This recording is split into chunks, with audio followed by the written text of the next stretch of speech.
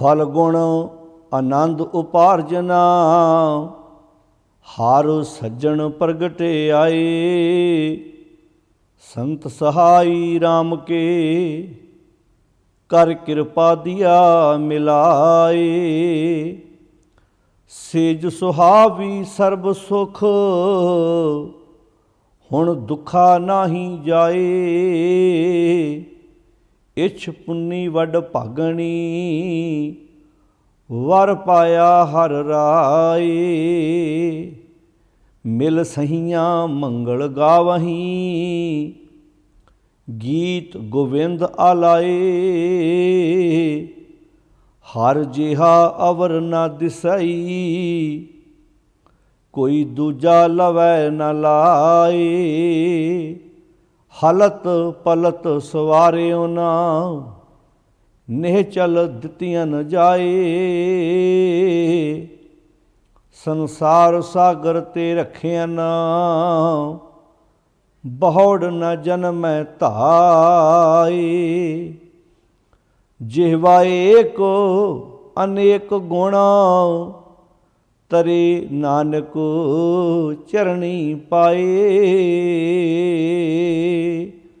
फल गुण नित सलाहिया, जिसनो तिल ना तमाए। वाहिगुरु जी का खालसा, वाहिगुरु जी की फतेह। गुरु प्यारी साध संगत जीओ, शहीदां दे सिरताज धन गुरु अर्जन साहब सच्चे पातशाह महाराज जी की रसना तो उचारण की हुई बाणी 12 माह, जिस दी आपां लड़ीवार विचार साझी करते आ रहे हाँ। तिस लड़ी के तहत अज आपां 13 नंबर शब्द का पाठ श्रवण किया है। 136 नंबर अंक ते गुरु ग्रंथ साहब जी के अंदर ये शब्द सुभाईमान है। देसी महीना फग्गण, गुरुदेव पिता महाराज जी फग्गण महीने की वरतों करदियां होयां फलगुण शब्द द्वारा, महीने द्वारा सानू जो उपदेश बख्शिश किया है, सिक्ख्या दिती है कि असी अपने जीवन दे विच किवें वो आनंद लैके आउणा है जिहड़ा आनंद जदों मनुख दे जीवन विच आउंदा है तो मनुख की जिंदगी विचों चिंतावां, झोरे, परेशानियां इदां अलोप हो जांदियां ने जिवें रोशनी के सामने हनेरा अलोप हो जाता है। हजूर बहुत प्यारे तरीके नाल समझाउंदे ने, क्योंकि जदों माघ दा महीना समाप्त हुंदा है, अगे फग्गण दा महीना जदों आरंभ हुंदा है, उदों होलियां आउंदियां ने ते होलियां विच लोक एक दूजे उत्ते रंग पाउंदे ने, आनंद माणदे ने, पर वो आनंद वक्ती हुंदा है ते रंग भी कच्चे हुंदे ने। पर पातशाह जी इस शब्द द्वारा जो सानू संदेश दे रहे हैं कि भाई वो रंग तो वक्ती है तो वो आनंद भी वक्ती है। जे असी अपनी जिंदगी विच उस सच नूं वसा लईए फिर ये आनंद वक्ती नहीं होएगा, किसी समय की हद विच नहीं होएगा। फिर ये प्यार भी ऐसा, रंग भी ऐसा होएगा जिहड़ा कदी लथेगा नहीं। हजूर फरमाउंदे ने, जिहवा एक, हे मालिक कालपुरख जी साड़ी जुबान एक है, अनेक गुण पर तुहाडे गुण बेअंत ने, तरे नानक चरणी पाए। हे नानक आख, जिहड़े तुहाडी चरण पैंदे ने, तुहाडी शरण विच पैंदे ने, भाव तुहाडी सिੱਖਿਆ ਦਾ आसरा लैंदे ने, वो तर जाते हैं, भाव बुरियां ਕੰਮਾਂ ਤੋਂ बच जाते हैं। जदों गुरबाणी विच गुण गाउण की गल आई है, उदों हमेशा ही इदां पेश किया गुरुदेव ने भी रसना एक है, जुबान एक है, पर गुण बेअंत ने। तुम दाते ठाकुर प्रतिपालक, नायक खसम हमारे, निमख निमख तुम ही प्रत पालो हम बारक तुमरे तारे। जिहवा एक कवन गुण कहीए, जुबान एक है पर तुहाडा किहड़ा किहड़ा गुण असीं बयान करिए। जिहवा एक कवन गुण कहीए, बेशुमार बेअंत सुवामी तेरो अंत न किन्ही लईए। जिहवा एक अनेक गुण तरे नानक चरनी पाए। इत्थे गुण बेअंत दस्सण दा अर्थ है कि उन्हां गुणां नाल भाई तू सांझ पा, वो गुण अपनी जिंदगी विचों प्रगट कर। ते तरना किवें है, डोबदा कौन है? डोबदी है बुराई, डोबदे ने अवगण, ते तरेगा ओह ही जिहड़ा गुणां नाल चंगियाई नाल उस परमेश्वर दी सोहनी ते सुंदर विचार नाल सांझ पाएगा। पातशाह अगे कहते ने फलगुण, फलगुण का अर्थ इत्थे फलगुण के नाणे नूं सिहारी है, यानी कि फग्गण जिन्हों आपां देसी महीना फग्गण कहने, वैसे है फलगुण। फलगुण नित सलाई है। फलगुण महीने द्वारा ये संदेश दे रहे हैं महाराज, कहते नित सलाओ इनू। नित जिवें आपां आम बोली च बोल रहे नित नेम, अपना नित का नेम बना ला। एक तिल प्यारा विसरै रोग वड्डा मन माहे। फलगुण नित सलाही है। फलगुण महीने द्वारा ये संदेश दे रहे हैं गुरु अर्जन साहिब महाराज, कहते नित सलाहो उन्हों, नित उहदी वडियाई करो। तो वडियाई करने का अर्थ की है? रब्बी गुणा मुताबक अपना जीवन जीना, क्योंकि उन्होंने कोई लालच नहीं है। क्योंकि अगला वाक बड़ा प्यारा है, जिसनों तिल ना तमाए। उन्होंने तिल जिन्नी भी तमा नहीं है, उन्होंने लालच नहीं है भी कोई उहदी वडियाई करे। संसार ते आम बंदे नूं कई वारी लालच हुंदा है। आपां कई वारी किसी बंदे की वडियाई करते हैं, उन्होंने इच्छा होंदी है भी मेरी कोई वडियाई करे। इनू बाणी च रस भी आखे है, रस कस आप सलाहना ये कर्म मेरे करतार। ये जिवें बाकी रस खाण दे रस हुंदे ने, पीण दे रस हुंदे ने, पहनण दे रस हुंदे ने, अपने कन्नां नाल अपनी फोकी उस्तत सुननी भी एक रस मन्निया गया। रस कस आप सलाहना, अपने आप की सलाहना कराउणी दूजे कोलों। भी चार बंदे खलोते होण ते जदों मैं उत्थे जावां वो गल मेरी कर रहे होण भी इस बंदे नाल दा बंदा कोई नहीं, कमाल दा बंदा। ये भी एक रस है। जिवें खाण दे रस ने, पीण दे रस ने, कपड़े पहनण दे रस ने, गड्डियां ते चढ़न दे रस मन्ने गए ने। आपां ने किते फलाणे बंदे नूं रसां ने मार लिया, ये भी तो एक रस है। अपनी फोकी वडियाई कराउणा भी रस है। रस कस आप सलाहना ये कर्म मेरे करतार। हे करतार मेरे कर्म ने। तो कभी सोच के वेखो भी जदों वडियाई की गल आउंदी कि परमात्मा नूं भी लालच है भी उहदी कोई वडियाई करे।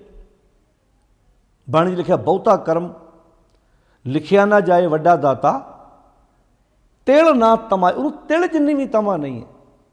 हुण सवाल पैदा होंदा भी फिर सलाउणा क्यों है जे उन्होंने लालच नहीं है। तो बस ऐस नुकते नूं समझना बड़ा जरूरी है।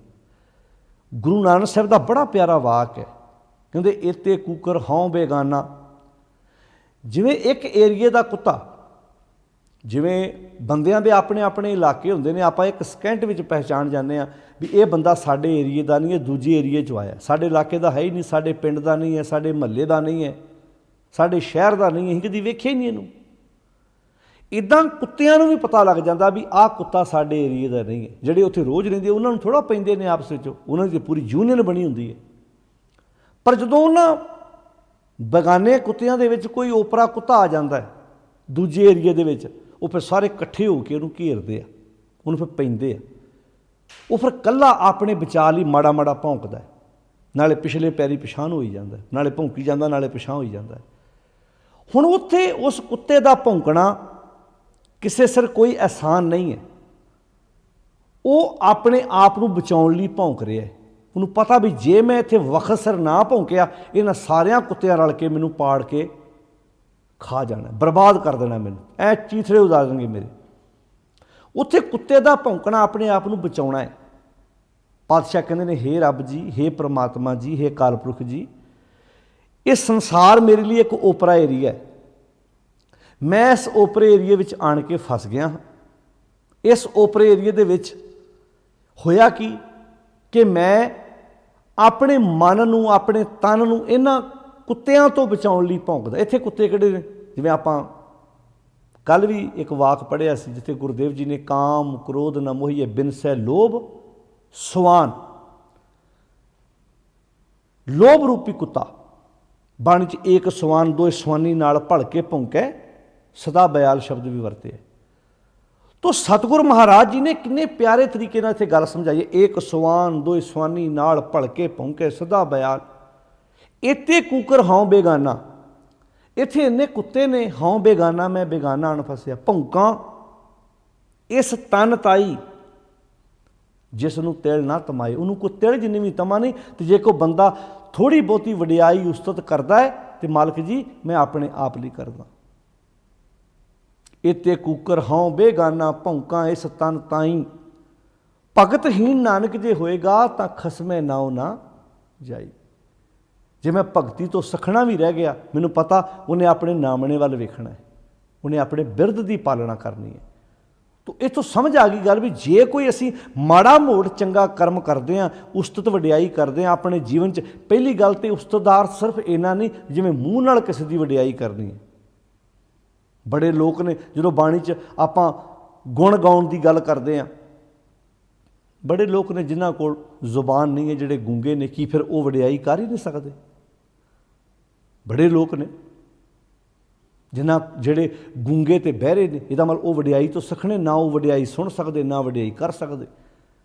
ਜਿਹੜੀ ਪਰਮੇਸ਼ਰ ਦੀ ਵਡਿਆਈ ਹੈ ਨਾ, ਉਹ ਕੰਨਾਂ ਤੇ ਜ਼ੁਬਾਨ ਦੀ ਮੁਹਤਾਜ ਨਹੀਂ ਹੈ, ਪਰ ਚੰਗੇ ਕੰਮ ਉਹ ਵੀ ਕਰ ਸਕਦੇ ਨੇ,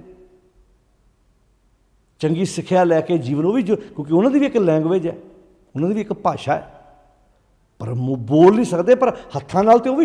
ਤੁਸੀਂ ਵੇਖੋ ਕਦੀ ਗੂੰਗੇ ਬਹਿਰਿਆਂ ਦੀ ਜਦੋਂ ਆਪਾਂ ਨਿਊਜ਼ ਸੁਣਦੇ ਹਾਂ, ਕਿੱਦਾਂ ਹੱਥਾਂ ਦੇ ਨਾਲ ਉਹ ਗੱਲ ਸਮਝਾ, ਉਹਨਾਂ ਦੀ ਵੀ ਇੱਕ ਭਾਸ਼ਾ, ਉਹਨਾਂ ਦੀ ਇੱਕ ਲੈਂਗੁਏਜ ਹੈ ਜਿਹੜੀ ਸਿਰਫ ਉਹਨਾਂ ਨੂੰ ਸਮਝ ਆਉਂਦੀ ਹੈ। ਜਿਵੇਂ ਨੇਤਰਹੀਣ ਬੰਦਿਆਂ ਦੀ ਵੀ ਆਪਣੀ ਇੱਕ ਲੈਂਗੁਏਜ ਹੈ, ਆਪਣੀ ਭਾਸ਼ਾ ਹੈ। ਤੋ ਪਾਤਸ਼ਾਹ ਜੀ ਨੇ ਇੱਥੇ ਜਿਹੜੀ ਗੱਲ ਸਮਝਾਈ ਬਾਕਮਾਲ। ਹੁਣ ਜਦੋਂ ਉਹਦੇ ਗੁਣ ਗਾਉਣ ਦੀ ਗੱਲ ਆਈ ਹੈ ਤੇ ਬਾਣੀ ਤੇ ਇੰਝ ਵੀ ਲਿਖਿਆ ਹੈ, ਹਵਾ ਵੀ ਗੁਣ ਗਾ ਰਹੀ ਹੈ, ਪਾਣੀ ਵੀ ਗਾ ਰਹੇ ਹੈ, ਧਰਤੀ ਵੀ। ਪੌਣ ਪਾਣੀ ਬੈ ਸੰਤਰੋ ਹੁਕਮ ਕਰੇ ਭਗਤੀ। ਉਹ ਕਿੱਦਾਂ ਭਗਤੀ ਕਰ ਰਹੇ ਨੇ? ਉਹਦੇ ਨਿਯਮ ਦੀ ਪਾਲਣਾ ਕਰ ਰਹੇ ਨੇ। ਹਵਾ ਆਪਣੀ ਡਿਊਟੀ ਨਿਭਾ ਰਹੀ ਹੈ, ਪਾਣੀ ਆਪਣੀ ਡਿਊਟੀ ਨਿਭਾ ਰਿਹਾ ਹੈ, ਅੱਗ ਆਪਣਾ ਫਰਜ਼ ਨਿਭਾ ਰਹੀ ਹੈ। ਪਾਤਸ਼ਾਹ ਜੀ ਇੱਥੇ ਗੱਲ ਕਹਿੰਦੇ ਨੇ ਫਲਗੁਣ ਨਿਤ ਸਲਾਹੀ ਹੈ, ਨਿਤ ਸਲਾਉਣਾ ਹੈ। ਫਲਗੁਣ ਮਹੀਨੇ ਦੁਆਰਾ ਇਹ ਸੰਦੇਸ਼ ਦਿੰਦੇ ਨੇ। ਨਿਤ ਸਲਾਉਣ ਦਾ ਅਰਥ ਹੈ ਨਿਤ ਉਹਦੇ ਹੁਕਮ 'ਚ ਤੁਰ, ਉਹਦੇ ਹੁਕਮ ਦੀ ਪਾਲਣਾ ਕਰ। ਜਿਸ ਨੂੰ ਤਿਲ ਨਾ ਤਮਾਏ, ਉਹਨੂੰ ਤਿਲ ਜਿੰਨੀ ਵੀ ਤਮਾ ਨਹੀਂ ਹੈ ਵੀ ਕੋਈ ਉਹਦੀ ਵਡਿਆਈ ਕਰੇ। ਸਲਾਉਣ ਦਾ ਅਰਥ ਹੈ ਭਾਈ ਜੇ ਤੂੰ ਤੁਰਨਾ ਹੈ ਨਾ ਤੇ ਆਪਣੇ ਆਪ ਲਈ ਤੁਰਨਾ ਹੈ, ਉਹਦੇ ਸਿਰ ਕੋਈ ਆਸਾਨ ਨਹੀਂ ਹੈ। ਤੋ ਪਾਸ਼ਾ ਇੱਥੇ ਕਹਿੰਦੇ ਨੇ ਜੇਵਾ ਏਕ, ਜ਼ੁਬਾਨ ਇੱਕ ਹੈ, ਰਸਨਾ ਇੱਕ ਹੈ, ਅਨੇਕ ਗੁਣ। ਮਲ ਜੀ ਤੁਹਾਡੇ ਗੁਣ ਬੇਅੰਤ ਨੇ, ਤਰੇ ਨਾਨਕ ਚਰਨੀ ਪਾਏ। ਹੇ ਨਾਨਕ ਆਖ ਜਿਹੜੇ ਤੁਹਾਡੇ ਚਰਨਾਂ ਨਾਲ ਜੁੜਦੇ ਨੇ। ਚਰਨ ਕੀ ਹੈ? ਸ਼ਬਦ। ਜਿਹੜੇ ਸ਼ਬਦ ਰੂਪੀ ਚਰਨਾਂ ਨਾਲ ਜੁੜਦੇ ਨੇ ਉਹ ਤਰ ਜਾਂਦੇ ਨੇ, ਪਾਪ ਬੁਰਿਆਂ ਕੰਮਾਂ ਤੋਂ ਬਚ ਜਾਂਦੇ ਹਨ। ਤੋ ਪਾਸ਼ਾ ਜਦੋਂ ਗੁਣਾਂ ਦੀ ਗੱਲ ਕਰਦੇ ਕਿੰਨੇ ਸੋਹਣੇ ਤਰੀਕੇ ਨਾਲ ਸਮਝਾਉਂਦੇ ਨੇ। ਨਾਨਕ ਕਾਗਦ ਲੱਖ ਮਣਾ, ਜੇਵਾ ਏਕ ਅਨੇਕ ਗੁਣ। ਜ਼ੁਬਾਨ ਇੱਕ ਹੈ ਪਰ ਗੁਣ ਬੇਅੰਤ ਨੇ। ਪਾਸ਼ਾ ਜੀ ਕਹਿੰਦੇ ਨੇ ਨਾਨਕ ਕਾਗਦ ਲੱਖ ਮਣਾ, ਲੱਖਾਂ ਮਣ ਕਾਗਜ਼ਾਂ ਦੇ ਢੇਰ ਲੱਗੇ ਹੋਣ, ਜਿਨ੍ਹਾਂ ਕਾਗਜ਼ਾਂ ਦੇ ਉੱਪਰ ਤੁਹਾਡੀ ਵਡਿਆਈ ਲਿਖੀ ਹੋਵੇ। ਪੜ੍ਹ ਪੜ੍ਹ ਕੀਚੇ ਭਾਉ। ਬੰਦਾ ਪੜ੍ਹ ਪੜ੍ਹ ਕੇ ਵਿਚਾਰ ਕਰ ਕਰਕੇ ਉਹਦੇ 'ਤੇ ਵਿਸਥਾਰ ਕਰੇ, ਵਿਚਾਰ ਕਰੇ। ਨਾਨਕ ਕਾਗਦ ਲੱਖ ਮਣਾ, ਪੜ੍ਹ ਪੜ੍ਹ ਕੀਚੇ ਭਾਉ। ਪੜ੍ਹ ਪੜ੍ਹ ਦਾ ਅਰਥ ਹੈ ਮੁੜ ਮੁੜ ਕੇ ਵਿਚਾਰ ਕਰੇ ਉਹਦੇ 'ਤੇ। ਇੰਨੇ ਤੁਹਾਡੇ ਗੁਣ ਬੇਅੰਤ ਲਿਖੇ ਹੋਣ। ਮੱਸੂ ਤੋਟ ਨਾ ਆਵੇ। ਮੱਸੂ ਕਹਿੰਦੇ ਨੇ ਸਿਆਹੀ ਨੂੰ, ਸਿਆਹੀ ਮੁੱਕੇ ਹੀ ਨਾ। ਮੱਸੂ ਤੋਟ ਨਾ ਆਵਈ ਕਹਿਣ ਲੱਗੇ ਲੇਖਣ ਪਾਉਣ ਚਲਾਓ, ਹਵਾ ਲਿਖਾਰੀ ਹੋਵੇ। ਪਰ ਨਾਲ ਕਹਿ ਦਿੱਤਾ ਪੀ ਤੇਰੀ ਕੀਮਤ ਨਾ ਪਵੇ, ਹੌਕੇ ਵੱਢਿਆ ਖਾਨਾ। ਹੇ ਮਾਲਕ ਜੀ ਤੁਹਾਡੀ ਕੀਮਤ ਨਹੀਂ ਪੈ ਸਕਦੀ, ਭਾਵ ਤੁਹਾਡਾ ਅੰਤ ਨਹੀਂ ਪੈ ਸਕਦਾ। ਤੁਸੀਂ ਬੇਅੰਤ ਹੋ, ਬੇਅੰਤ ਗੁਣਾਂ ਦੇ ਮਾਲਕ ਹੋ। ਕਬੀਰ ਸਾਤ ਸਮੁੰਦੇ ਮਸ ਕਰੋ। ਸੱਤਾਂ ਸਮੁੰਦਰਾਂ ਦੀ ਜਿੰਨਾ ਪਾਣੀ ਉਹਦੀ ਸ਼ਾਹੀ ਬਣ ਜਾਏ। ਕਲਮ ਕਰੋ ਬਣ ਰਾਏ, ਸਮੁੱਚੀ ਬਨਸਪਤੀ ਦੀਆਂ ਕਲਮਾਂ ਬਣ ਜਾਣ। ਬਸੁਦਾ ਕਾਗਦ ਜੋ ਕਰੋ, ਹਰ ਜਸ ਲਿਖਣ ਨਾ ਜਾਏ। बसु दा कागज जाओ करो, सारी धरती का पेपर बन जाए, फिर भी मालक जी तुहाडा जस लिखणों बाहर है। जे कोई तुहाडा अंत पाउण की कोशिश करे, माफ़ करना सीधी जी भाषा च ये झक मारन वाली गल होएगी। इत्थे गुरुदेव जी कहते हैं जिहवा एक अनेक गुण तरे नानक चरनी पाए। फल गुण नित साला ही है, जिसनों तिल ना तमाए, उन्होंने तिल जिन्नी भी तमा नहीं है। तो पातशाह कहते हैं फल गुण आनंद उपार्जना। फगण के महीने द्वारा, फलगुण के महीने द्वारा संदेश दे रहे हैं आनंद उपार्जना। लोग होलियां चो कच्चियां रंगां चो आनंद लभदे फिरदे ने, सच नाल जुड़न वाला व्यक्ति अपने जीवन च आनंद का हट खोल लैंदा है। क्यों? क्योंकि हर सज्जण प्रगटे आए। उहदे हिरदे रूपी घर विच हरी रूपी सज्जण प्रगट हो गया। हुण ध्यान नाल सुणिओ इस गल नूं। प्रगट चीज़ किहड़ी हुंदी है? जिहड़ी पहिलां मौजूद होवे। जिवें लकड़ दे विच दरवाजा है, कारीगर ने प्रगट किया उन्होंने अपनी कला कारागरी नाल। लकड़ दे विच ही दरवाजा हुंदा ना, उन्होंने सोहणे तरीके नाल उन्होंने तराश के उहदे विचों दरवाजा कढ़दा है। पत्थर दे एक टुकड़े विचों मूर्ति कढ़दा हैगी, ते पत्थर दे विच मूर्ति सी ना। मिट्टी दे विच बर्तन सी, घुमियार ने अपनी कला दे नाल उहदे विचों किन्ने बर्तन कढ़े ने। कपड़े दे विच ही कुर्ता पजामा कमीज पजामा सी, टेलर ने अपनी सियाणप नाल उहदे चों वो चीज़ां कढ़ लई, बाकी वाधू पासे कर दित्तियां। तुसीं वेखो जदों घुमियार भी बर्तन बनाउंदा, जिन्नी मिट्टी लागी बर्तन नूं बाकी वेस्ट भी जाती है। जदों कपड़ा तैयार होंदा किन्नियां लीरां भी वेस्ट जांदियां ने, लकड़ किन्नी वेस्ट जाती है। उन्हें विचों उन्हें विचों प्रगट किया। दुध विचों घ्यो, दुध विच ही घ्यो है, यानी कि दुध घ्यो का ही एक रूप है। लकड़ दरवाजा लकड़ का ही हिस्सा है। इदां जो इत्थे गुरुदेव ने इस थोड़ा आखिया रब किते बाहरों होना, कहते हर सज्जण प्रगटे आए। तुसी देसी महीना पहला आपां पढ़िया सी, चेत गोबिंद आराधिए की होएगा? होवे आनंद घना, घना आनंद होएगा जीवन च। तो जो 12वें महीने पे आए अखीरले ते की कहता? फल गुण आनंद उपार्जना, हर सज्जण प्रगटे आए। जिंदगी आनंद नाल भर गई क्योंकि सज्जण प्रगट हो गया। अगे बाहर जाण दी लोड़ पैंदी सी, हुण तो समझ आ गई कत जाइए रे घर लागो रंग। मेरा चित न चलै मन भयो पंग, एक दिवस मन भई उमंग, कस चंदन चोआ बहुत सुगंध। पूजन चाली ब्रह्म ठाए, सो ब्रह्म बतायो गुर मन ही माहे। हर सज्जण प्रगटे आए। जै जाइए तैं जल पखान, तू पूर रहो है सब समान। वेद पुराण सब देखे जोए, वहां तो जाइए जो इहां ना होए। फलगुण आनंद उपार्जना। गुरुदेव जी कहते हर सज्जण प्रगटे आए। हरी सज्जण प्रगट हो गया हृदय विचों। हुण जिहदा हरी सज्जण बन जाए वो परवाह करेगा जी किसी की? जिंदगी आनंद नाल नहीं भरगी। उन्होंने कच्चे रंगां दा आसरा लैण दी लोड़ पवेगी। साध संगत जिहड़े लोग होलियां ते कच्चे रंगां दा, कोई फगण दे महीने होलियां आउंदियां ने, लोग रंग तमाशे खुशियां मनाउंदे ने, पर जिहड़ियां जीव इस्त्रियां सच नाल जुड़ गईयां, जिन्हां ने सच नाल सांझ पा ली, उन्हां दे हिरदे रूपी घर विच की बन गया? सज्जण प्रगट हो गए। ते अगे पातशाह जी कहंदे ने संत सहाई राम के। अच्छा, ये प्रगट करन विच सहायता कौन करदे? संत। संत कौन? फिर साडा गुरु। गुरु संत है, शब्द गुरु संत है। साडा गुरु ग्रंथ साहिब जी का उपदेश प्यारा जिहड़ा सानू राम मिलाउण विच साडी सहायता करदा। इत्थे हुण राम रमिया होया परमात्मा, दशरथ दे पुत्र राम की गल नहीं हो रही इत्थे। संत सहाई राम के, संत सहाई हुंदे आ राम के, राम नूं मिलाउण च। कर किरपा दिया मिलाए, उन्हां दा राम नूं मिलाउणा ही उन्हां दा किरपा दे घर च आउणा है। कौन मिलाउंदा? संत मिलाउंदा है।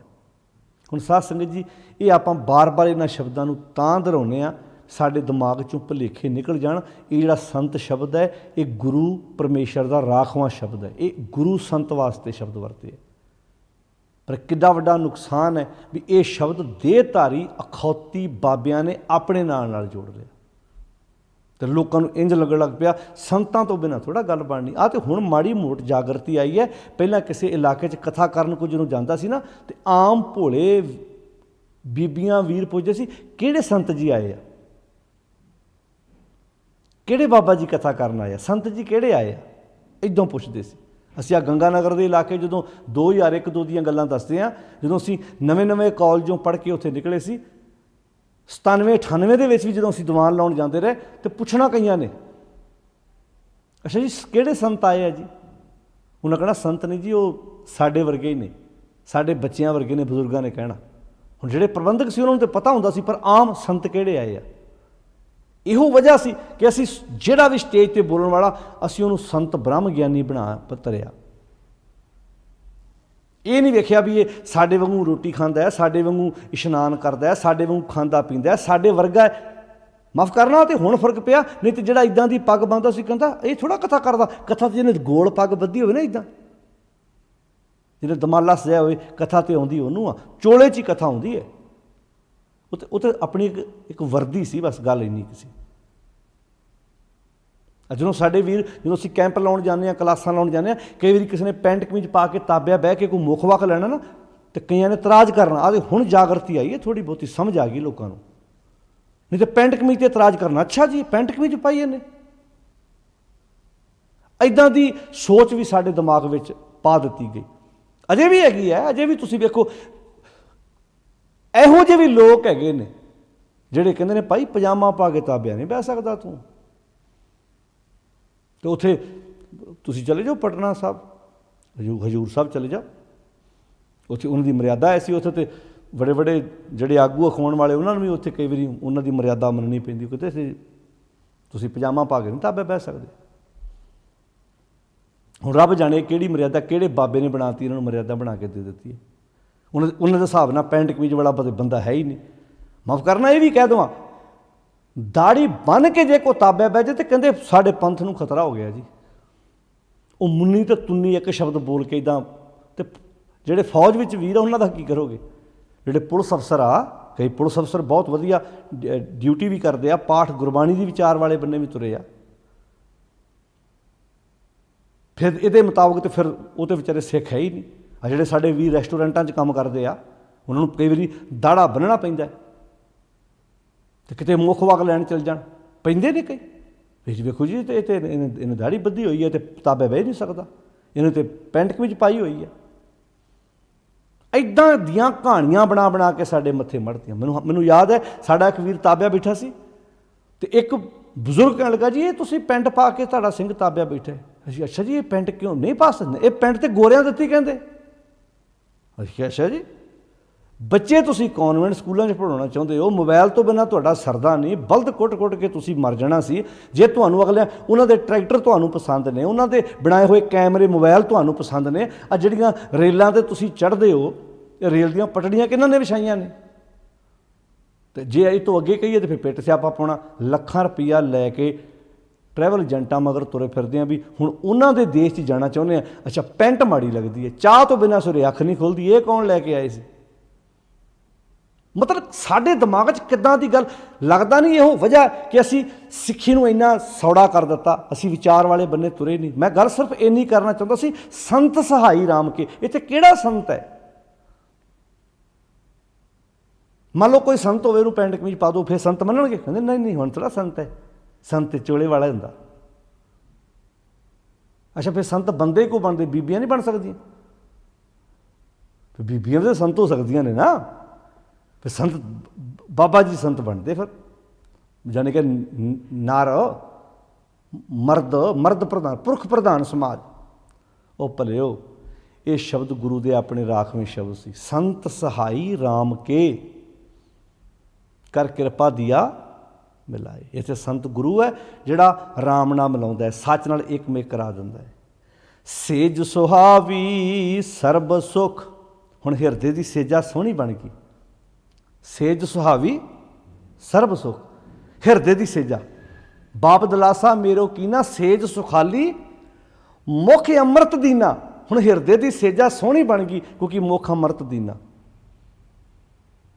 ਗੁਰੂ ਅਮਰਦਾਸ ਮਹਾਰਾਜ ਕਹਿੰਦੇ ਆ ਨਾ, ਕਿੰਨਾ ਪਿਆਰਾ ਬਚਨ ਗੁਰੂ ਅਮਰਦਾਸ ਮਹਾਰਾਜ ਜੀ ਨੇ ਕਿਹਾ। ਜਦੋਂ ਅਸੀਂ ਗੁਰੂ ਅਮਰਦਾਸ ਮਹਾਰਾਜ ਦੀ ਬਾਣੀ ਪੜ੍ਹਦੇ ਹਾਂ ਤਾਂ ਗੁਰੂ ਅਮਰਦਾਸ ਜੀ ਬਖਸ਼ਿਸ਼ ਕਰਦੇ ਆ, ਮਨ ਚਾਉ ਭਇਆ। ਮਨ ਵਿੱਚ ਚਾਅ ਪੈਦਾ ਹੋ ਗਿਆ। ਕਦੋਂ? ਪ੍ਰਭ ਆਗਮ ਸੁਣਿਆ, ਜਦੋਂ ਪ੍ਰਭੂ ਦਾ ਆਗਮ ਸੁਣਿਆ, ਆਉਣਾ ਸੁਣਿਆ, ਵੀ ਹਿਰਦੇ ਵਿੱਚ ਘਰ ਵਿੱਚ ਪ੍ਰਗਟ ਹੋ ਗਿਆ। ਹਰ ਮੰਗਲ ਗਾਓ ਸਖੀ, ਗ੍ਰਹਿ ਮੰਦਰ ਬਣਿਆ। ਇੱਥੇ ਕਿਹੜੀਆਂ ਸਖੀਆਂ ਦੀ ਗੱਲ ਹੋ ਰਹੀ? ਇੱਥੇ ਕਰਮ ਇੰਦਰੀ ਤੇ ਗਿਆਨ ਇੰਦਰੀਆਂ ਸਖੀਆਂ ਦੀ ਗੱਲ ਹੋ ਰਹੀ ਹੈ। ਆਓ ਮੰਗਲ ਗਾਓ। ਹੁਣ ਅੱਖਾਂ ਸਹੀ ਵੇਖਣ ਲੱਗ ਪਈਆਂ, ਜ਼ੁਬਾਨ ਸਹੀ ਬੋਲਣ ਲੱਗ ਪਈ। ਸਾ ਧਰਤੀ ਪਈ ਹਰਿਆਵਲੀ, ਜਿੱਥੇ ਮੇਰਾ ਸਤਿਗੁਰ ਬੈਠਾ ਆਏ। ਸੇ ਜੰਤ ਪਏ ਹਰਿਆਵਲੇ, ਜਿਨੀ ਮੇਰਾ ਸਤਿਗੁਰ ਦੇਖਿਆ ਜਾਏ। ਹਰ ਮੰਗਲ ਗਾਵੋ ਸਖੀ, ਗ੍ਰਹਿ ਮੰਦਰ ਬਣਿਆ। ਹਰ ਮੰਗਲ ਗਾਵੋ ਨਿਤ ਸਖੀਏ। ਇਹਦਾ ਫਾਇਦਾ ਕੀ ਹੋਏਗਾ? ਹੇ ਸਖੀਏ ਨਿਤ ਮੰਗਲ ਗਾਓ। ਫਿਰ ਇਹਦਾ ਫਾਇਦਾ ਕੀ ਹੋਏਗਾ? ਸੋਗ ਦੁੱਖ ਨਾ ਵਿਆਪੇ। ਤੇਰੇ ਹਿਰਦੇ ਰੂਪੀ ਘਰ ਵਿੱਚ ਸੋਗ ਤੇ ਦੁੱਖ ਨਹੀਂ ਵਿਆਪੇਗਾ ਜੇ ਅਸੀਂ ਇਸ ਰਾਹ ਦੇ ਪਾਂਧੀ ਬਣਾਂਗੇ। ਤੇ ਗੁਰ ਚਰਨ ਲਾਗੇ ਦਿਨ ਸੁਭਾਗੇ। ਆਪਾਂ ਨੇ ਕਿਤੇ ਸੁਭਾਗਾ ਦਿਨ, ਕਿਦਨ ਸੁਭਾਗਾ ਦਿਨ ਬਣਨਾ? ਜਿੱਦਣ ਗੁਰੂ ਦੇ ਚਰਨਾਂ ਨਾਲ ਸਾਡਾ ਮਨ ਲੱਗੇ। ਗੁਰ ਚਰਨ ਲਾਗੇ ਦਿਨ ਸੁਭਾਗੇ, ਆਪਣਾ ਪਿਰ ਜਾਪੇ। ਜਿੱਦਣ ਆਪਣੇ ਪਿਰ ਨਾਲ ਸਾਂਝ ਪੈ ਗਈ, ਉਹ ਦਿਨ ਸੁਭਾਗੇ ਬਣ ਗਏ।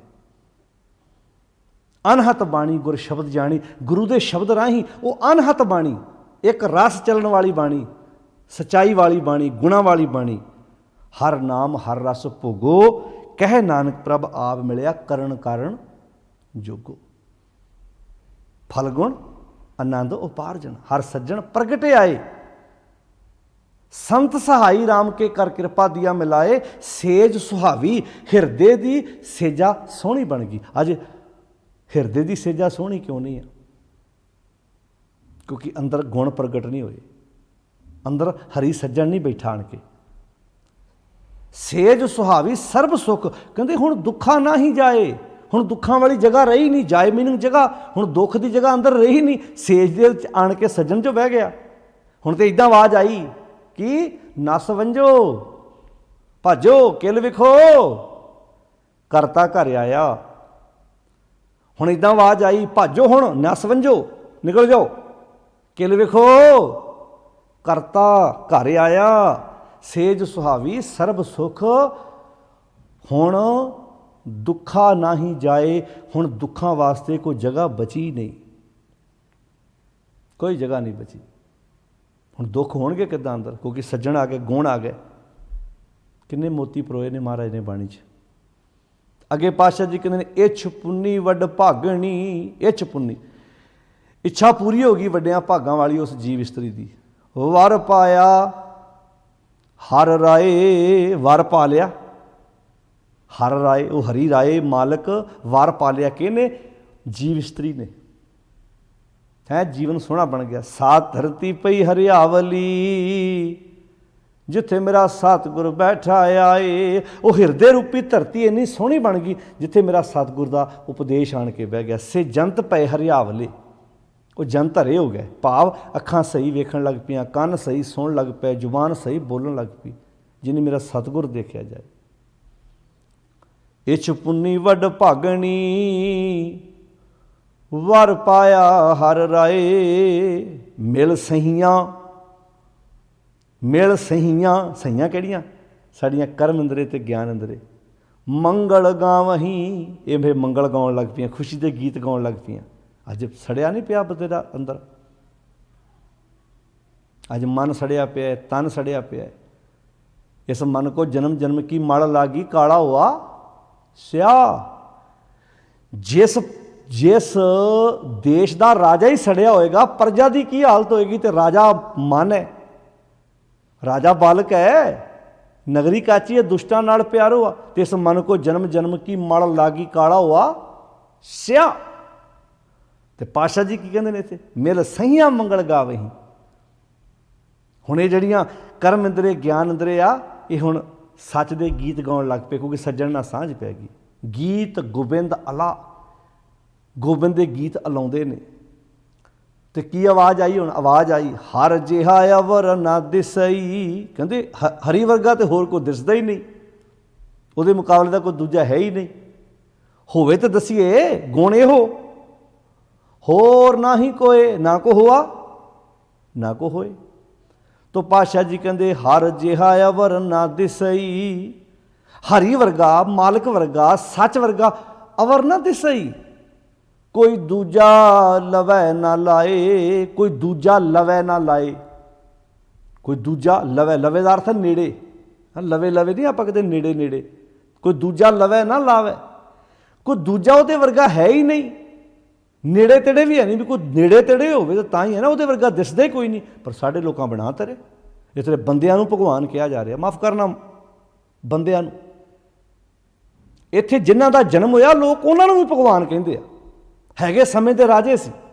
ਤੁਸੀਂ ਗੱਲ ਕਰਦੇ ਆ ਬੰਦਿਆਂ ਨੂੰ ਵੇਖੋ, ਬਾਲਮੀਕ ਨੂੰ ਵੀ ਭਗਵਾਨ ਕਹਿ ਕੇ ਸੰਬੋਧਨ ਕਰਨਗੇ, ਕ੍ਰਿਸ਼ਨ ਨੂੰ ਵੀ ਭਗਵਾਨ ਕਹਿ ਕੇ ਸੰਬੋਧਨ ਕਰਨਗੇ, ਰਾਮ ਨੂੰ ਵੀ ਭਗਵਾਨ ਕਹਿ ਕੇ ਸੰਬੋਧਨ ਕਰਨਗੇ। ਜਿਹੜੇ ਉਹਨਾਂ ਦੇ ਪੈਰੋਕਾਰ ਮੰਨਣ ਵਾਲੇ ਨੇ ਬੁੱਧ ਨੂੰ ਵੀ ਭਗਵਾਨ ਕਹਿ ਕੇ ਸੰਬੋਧਨ ਕਰਦੇ ਆ। ਬੁੱਧ ਭਗਵਾਨ, ਹੱਦ ਹੋ ਗਈ। ਜਿਹੜੇ ਸਾਰੀ ਜ਼ਿੰਦਗੀ ਮੂਰਤੀ ਪੂਜਾ ਦੇ ਵਿਰੁੱਧ ਜੰਗ ਲੜਦੇ ਰਹੇ, ਉਹਨਾਂ ਦੇ ਪੈਰੋਕਾਰ ਕਿੰਨੇ ਹਨੇਰੇ 'ਚ ਠੋਕਰਾਂ ਖਾ ਰਹੇ ਆ, ਉਹਨੂੰ ਭਗਵਾਨ ਕਹਿ ਰਹੇ ਆ। ਗੁਰੂ ਸਾਹਿਬ ਨੇ ਕਿਤੇ ਵੀ ਆਪਣੇ ਆਪ ਨੂੰ ਰੱਬ ਨਹੀਂ ਕਿਹਾ। ਉਹ ਕਹਿੰਦੇ ਰੱਬੀ ਗੁਣਾ ਨਾ ਜੁੜੋ, ਪਰਮੇਸ਼ਰ ਦੀ ਵਿਚਾਰ ਨਾ ਜੁੜੋ ਕਿਤੇ ਆਪਣੇ ਆਪ ਨੂੰ। ਉਹ ਕਹਿੰਦੇ ਜਿੱਦਾਂ ਸੰਸਾਰ ਤੇ ਬਾਕੀਆਂ ਨੇ ਜਨਮ ਲਿਆ, ਉੱਦਾਂ ਅਸੀਂ ਸੰਸਾਰ ਤੇ ਜਨਮ ਲੈ ਕੇ ਆਏ ਹਾਂ। ਗੱਲ ਗੁਣਾ ਦੀ ਸੀ, ਗੱਲ ਖੇਡ ਦੀ ਸੀ।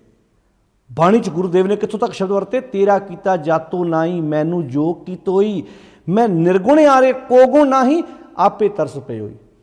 ਤਰਸ ਪਿਆ ਮੈਂ ਰਹਿਮਤ ਹੋਈ, ਸਤਿਗੁਰ ਸੱਜਣ ਮਿਲਿਆ। ਜਿਹੜੇ ਗੁਰੂ ਪਾਤਸ਼ਾਹ ਸਾਰੀ ਜ਼ਿੰਦਗੀ ਅਜੂਨੀ ਰੱਬ ਦੀ ਗੱਲ ਕਰਦੇ ਰਹੇ, ਮਾਫ ਕਰਨਾ, ਬਾਕੀ ਪੈਰੋਕਾਰਾਂ ਦੀ ਤਰ੍ਹਾਂ ਅਸੀਂ ਵੀ ਉਹ ਕੰਮ ਕਰ ਰਹੇ ਹਾਂ।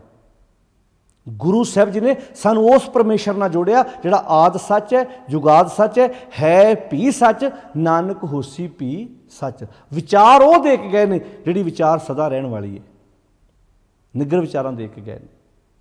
ਪਰ ਇੱਥੇ ਬੰਦਿਆਂ ਨੂੰ ਭਗਵਾਨ ਕਹਿ ਕੇ ਜਿਹਦਾ ਜਨਮ ਹੋਇਆ, ਬਾਣੀ ਤਾਂ ਸਿੱਧਾ ਕਹਿਤਾ, ਸੋ ਮੁਖ ਜਲੋ ਜਿਤ ਕੇ ਠਾਕੁਰ ਜੂਨੀ। ਉਹ ਮੂੰਹ ਸੜ ਜਾਏ ਜਿਹੜਾ ਕਹਿੰਦਾ ਰੱਬ ਜੂਨਾ ਚਾਹੁੰਦਾ ਹੈ। ਤੋ ਗੁਰਦੇਵ ਜੀ ਇੱਥੇ ਬਖਸ਼ਿਸ਼ ਕਰਦੇ ਨੇ, ਹਰ ਜਿਹਾ ਅਵਰ ਨਾ ਦਿਸਈ, ਕੋਈ ਦੂਜਾ ਲਵੈ ਨਾ ਲਾਏ, ਕੋਈ ਦੂਜਾ ਨੇੜੇ ਤੇੜੇ ਹੋਵੇ ਤੇ ਦਸੀਏ। ਹਲਤ ਪਲਤ ਸਵਾਰਿਓਨ, ਨਿਹਚਲ ਦਿੱਤੀਆਂ ਜਾਏ। ਕਹਿੰਦੇ ਫਿਰ ਜਿਹੜੀਆਂ ਜੀਵ ਇਸਤਰੀਆਂ ਨੇ ਉਹਦੇ ਗੁਣ ਗਾਏ ਨਾ, ਉਹਨੇ ਆਪਣਾ ਹਲਤ ਵੀ ਅੱਜ ਵੀ ਤੇ ਪਲਤ ਵੀ, ਅੱਜ ਵੀ ਸਵਾਰ ਲਿਆ, ਕੱਲ੍ਹ ਵੀ ਸਵਾਰ ਲਿਆ। ਹਲਤ ਆਪਣਾ ਮਨ ਵੀ ਸਵਾਰ ਲਿਆ, ਪਲਤ ਆਪਣਾ ਤਨ ਵੀ ਸਵਾਰ ਲਿਆ, ਆਪਣਾ ਵਰਤਮਾਨ ਵੀ ਸਵਾਰ ਲਿਆ, ਆਪਣਾ ਭਵਿੱਖ ਵੀ ਸਵਾਰ ਲਿਆ। ਤੇ ਜਿਨ੍ਹਾਂ ਦੇ ਵਰਤਮਾਨ ਸਵਾਰੇ ਜਾਂਦੇ ਨੇ, ਭਵਿੱਖ ਉਹਨਾਂ ਦੇ ਆਪਣੇ ਆਪ ਹੀ ਸਵਰ ਜਾਂਦੇ ਨੇ।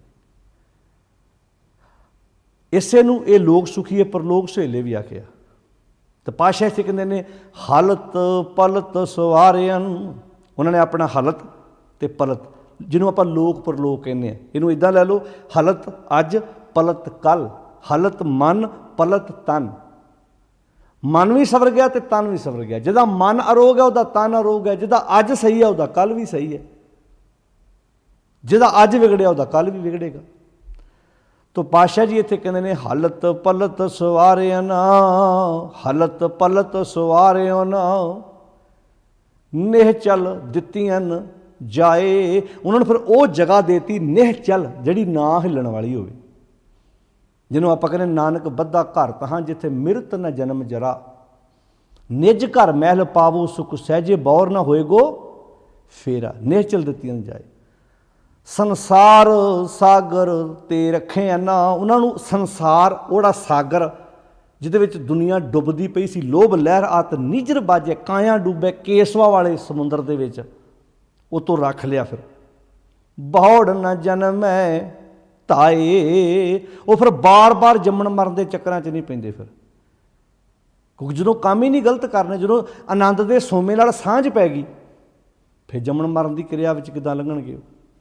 ਜਿਹਵਾ ਏਕ ਅਨੇਕ ਗੁਣ, ਹੇ ਮਾਲਕ ਜੀ ਜ਼ੁਬਾਨ ਇੱਕ ਹੈ, ਗੁਣ ਬੇਅੰਤ ਨੇ।